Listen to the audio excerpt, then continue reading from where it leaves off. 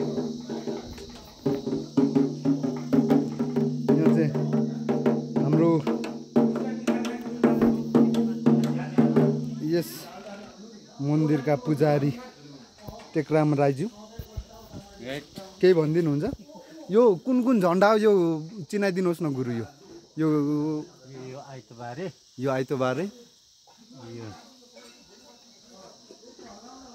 यो अग्लो चाहिँ यो चारबेत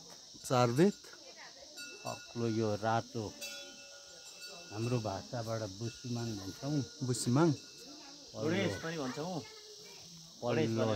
सुम्निमा भन्छौँ। यो पारुहाङ युमा हिममाङ थेबा त्यो महागुरुको निशानी निशानी हुन्छ। हुँदैछ यहाँ चाहिँ यहाँदेखि उता चाहिँ यहाँको चाहिँ बाहिरको देवदेवताहरू यहाँको देवी देवता खोला नाला सबै सजावट हुँदैछ। आज सरसफाइ कार्यक्रम भक्तजनहरू आज 2082 साल कार्तिक 24 गतेका दिन यो भोलि खल्नाटे एक दुई शब्द जाओस् न गुरु।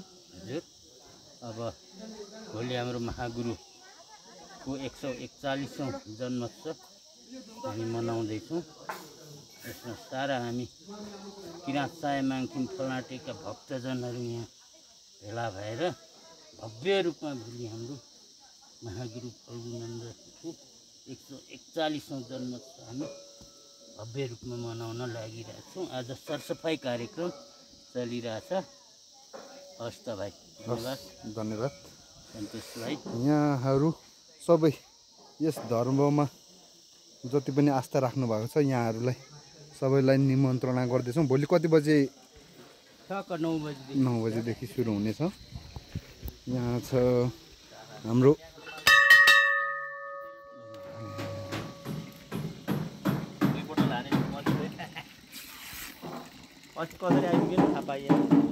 धर्ममा अत्याधिक आस्था राख्ने व्यक्ति एकजना हुनुहुन्छ, तर यहाँ आएर चाहिँ काम नगर्ने, पटक्कै काम नगर्ने व्यक्ति, सबैभन्दा काम नगर्ने मान्छे।